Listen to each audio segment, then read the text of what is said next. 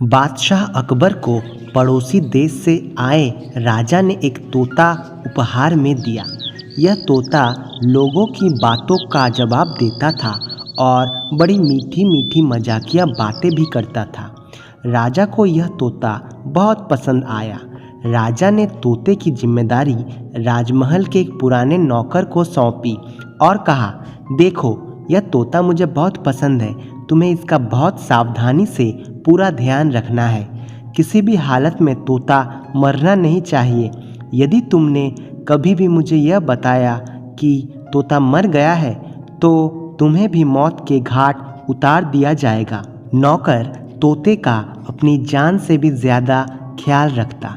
वह उसे सही समय पर दाना पीना देता, नहलाता धुलाता तथा उसके आसपास साफ सफाई की भी पूरी ख्याल रखता था। परंतु मृत्यु तो एक अटल सत्य है। तोता भी एक दिन चल बसा। तोते को मरा देख नौकर की सांसें अटक गई। वो डर से थर थर कांपने लगा।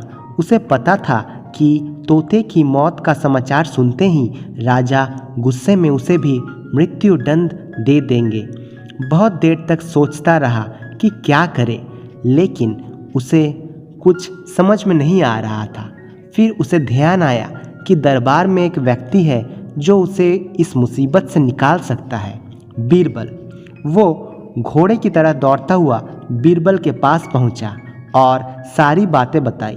बीरबल बोले, यह तो बड़ी गंभीर समस्या है। तोता महाराज को बहुत ही प्यारा था, लेकिन तुम चिंता मत करो, इस समस्या का कुछ न कुछ उपाय मैं निकालूंगा। तुम तोते के बारे में महाराज से कुछ मत कहना। बीरबल राजा अकबर के पास गए और ऐसे महसूस करवाया जैसे कि वो बहुत घबराए हुए हैं। अकबर बीरबल को देखकर बोले, अरे बीरबल, क्या हुआ? तुम इतने घबराए हुए क्यों हो? बीरबल बोले, महाराज, क्या बताऊं, मेरी तो घबराहट से जान निकलने को है। आपका प्यारा तोता बिल्कुल चुप हो गया है। न वो खा रहा है, न पी रहा है, पंख भी नहीं हिला रहा है।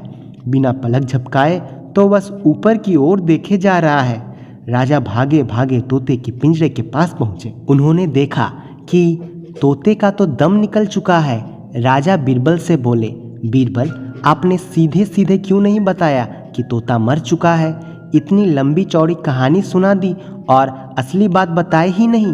बीरबल बोले, महाराज, आपने ही तो कहा था कि यदि किसी ने तोते के मरने का समाचार दिया तो आप उसे मृत्यु दंड दे देंगे।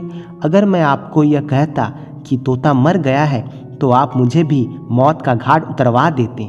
तोते के मरने का दुख तो बहुत था महाराज को, लेकिन बीरबल की बातों से इन्हें हंसी आ गई। मुस्कुराते हुए बीरबल से बोले, तोते की क्या ज़रूरत है, बातें बनाने के लिए तो आप ही बहुत हो।